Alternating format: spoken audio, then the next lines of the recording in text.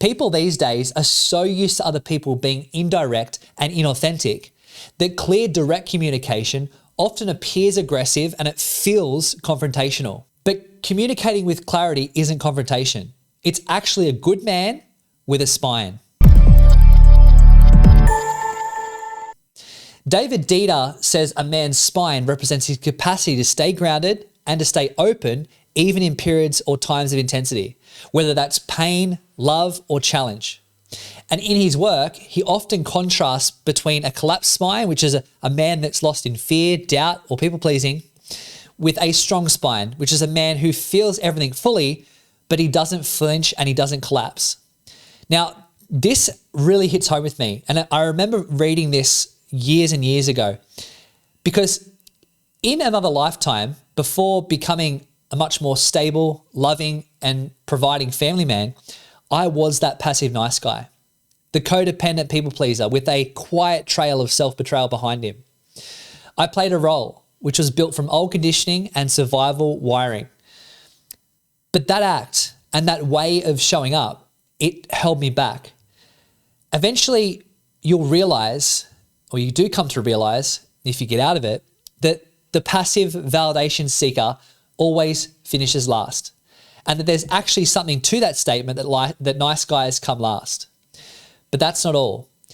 You think that with your indirectness, that you'll maintain harmony and you won't offend other people. And that if you stay agreeable and easygoing, you'll keep the peace. And you think, quite literally, they will like me more. Using that as some sort of segue to respect and a way to get your needs and your wants fulfilled. But the truth is, and this will always be this way, that clear is kind and unclear is unkind. People respect great communicators. I thought that if I said agreeable, easygoing, and nice all the time, that everyone would like me. But the truth that I came to realize as I healed my misguided perspective and the fractured relationship that I had with myself was that in a hope to avoid this perception, I created that very reality by way of self-fulfilling prophecy. And deep down, I didn't like myself. I was angry. I was sad. And there's this silent disconnect that was holding me back. And you don't see just how incredibly limiting this is until you're on the other side in your authentic frame, capable of independent thought and of living aligned to your purpose and your values. So I did learn firsthand that if you're focused on putting any other energy out into the world, other than being yourself and fully harnessing your genuine curiosities, your gifts, and your distinct skills largely built from your story, you're putting out a weak, effeminate energy into the world before you even speak. Even if you've built an ideal, polished image.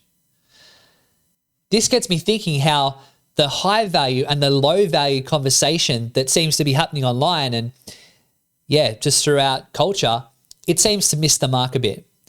And most men equate value with visible proof, status, money, the body, the watch, the car. All of that's not wrong. I'm all for it. It's just the surface though. Those things signal achievement. They're not value. Achievement is external validation. Value is internal calibration or internal connection.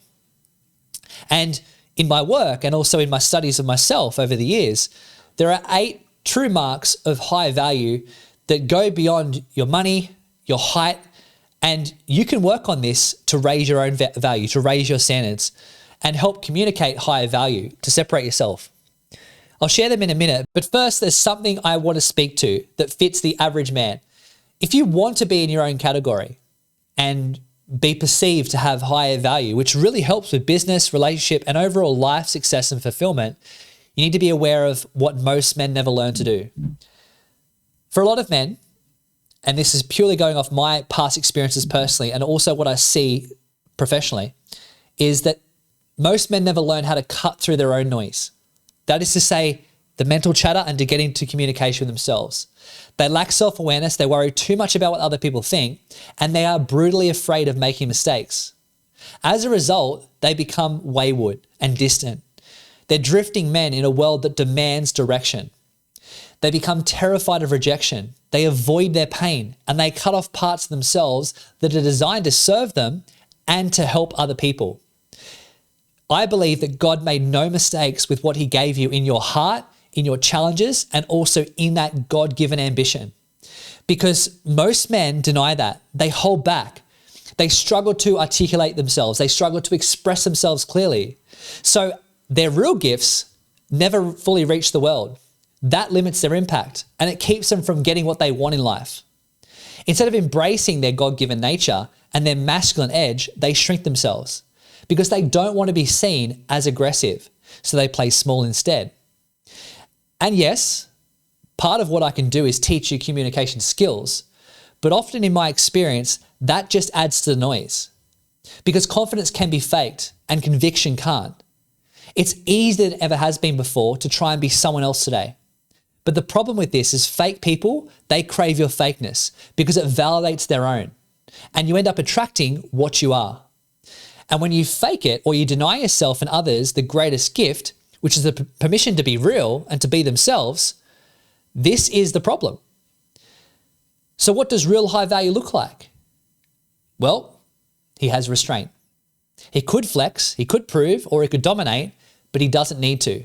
He picks his battles and he also precisely picks his words. He has a quiet sense of control about him. He's not repressed, it's choice. He keeps his energy clear. He's not gossiping, doom scrolling, or leaking energy into drama. His attention is his currency. He spends it deliberately.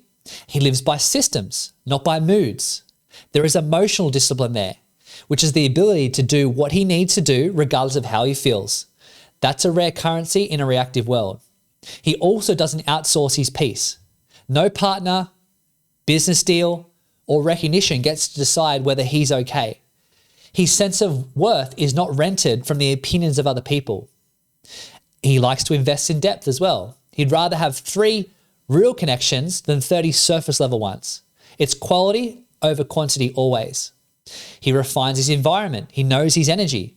He knows who gives him energy, who takes it, and he bases on where he's going to be and who he's going to be around off of that. He curates it like his future depends on it because it quite literally does. He tells the truth early in his relationships, business, and friendship. He doesn't let small lies rot the foundation. Clarity comes first and then comfort will come second. He builds but doesn't boast. He's in things for mastery, not for momentary applause.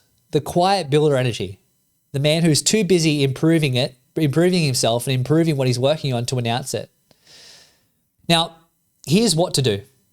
To build conviction, you'll probably need to break through old patterns of self-doubt, self-sabotage, and silent disconnection. And you'll need to give yourself evidence that you can grow, you can change, and you can live aligned with your value, even if your purpose isn't clear to you right now. That's when clarity becomes natural, confidence becomes grounded, and your impact becomes inevitable. In my method of approach, I'll often guide men to let go of 2 main things to start: self-doubt, and this helps them stop chasing validation and to finally embrace who they are. And I help them let go of self-sabotage, which is more of the behavioral aspect, so that they stop procrastinating, overthinking, and holding themselves back. Then it's from there we rebuild self-worth, confidence, and communication, and also leadership skills, shifting our focus from validation towards value. If that line resonates, then watch my TED Talk. It's literally where I break all that down. If you couple that with my free confidence kickstart in the show notes, you'll have very, very solid frameworks to take the reins with right now. And that's the shift. When a man learns how to communicate from value and not from validation, he finally steps into his power and creates the life, the relationships, and the impact that he knows he's truly capable of. Now, it's understandable why most men never learn how to strike that balance, but that can't be your excuse not to find it. So I suggest you draw your line. You've got to hold a frame of assertiveness and self-control as a man, without confusing it or buying into this idea that it's aggression or shame, that some part of you is inherently wrong.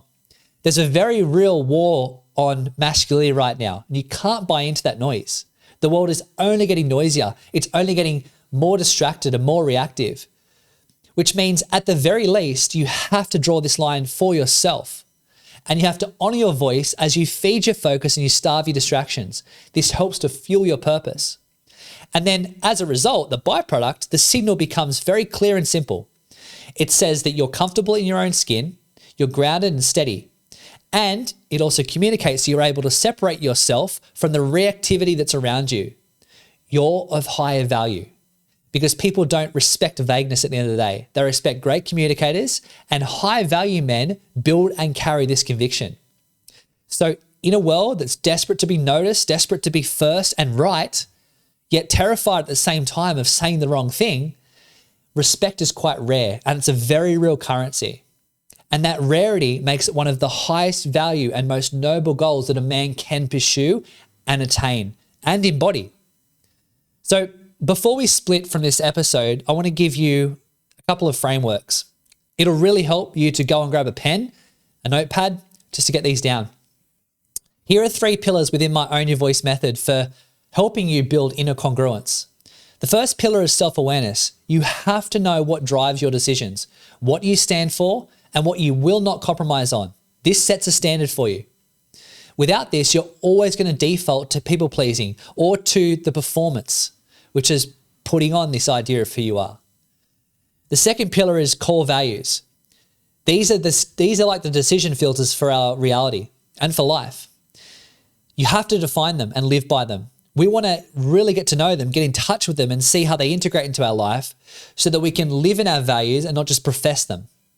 Conviction dies in the gap between what you say you value and what you actually do. That's where it sits. The third pillar is inner clarity. And how I like to get there with my clients and students is we get clear on how you want to show up in the world, what your ideal relationship is, what business success looks like to you. Not for approval, but for purpose. Clarity is fuel and it removes hesitation. To add to your frameworks, you can also write these down in your notepad or your journal. These are some inquiry questions. So those 3 pillars, we want to get crystal clear on and not just know them, but integrate them into our life. As I said, we don't want to just profess them, we want to practice them. So here are some prompts that you can start the journey of going deeper into yourself. Ask yourself and write this down. What do I truly stand for, even if it costs me approval? That's the first prompt. A second prompt, what could be good here?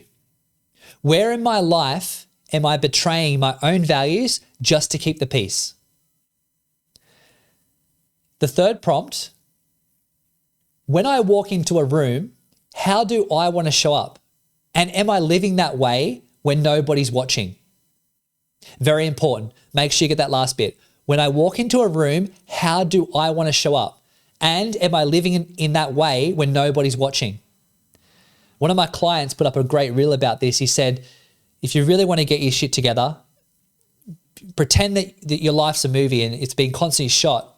You know, who are you when no one's watching? The film's always on you. The fourth prompt, if I drop the need to be liked, what truth would speak more often? If I drop the need to be liked, what truth would I speak more often? Let's leave you those 4 prompts. They're powerful enough to get into those pillars. Now, guys, this is just the start. We're only 3 or 4 episodes into season 1. In the next episode, I'm going to show you how to take this inner congruence and turn it outward. And this will help you with commanding respect without causing conflict. In the next episode, I'm going to teach you my calm method. And if you are serious about stepping into your next level by working with me directly, the Prosperity Mastermind is built for highly driven men, and it's designed to uncover your blind spots and your growth edges as a man. We dissolve subconscious patterns that are quietly running your life so you can step into the impact you're truly built for. Or if group cohort stuff isn't for you and you want to look to one-to-one, book a master plan call. We'll map out your vision together, we'll get clear on your priorities, and we'll lay down a path to real measurable change. I'll see you in the next episode.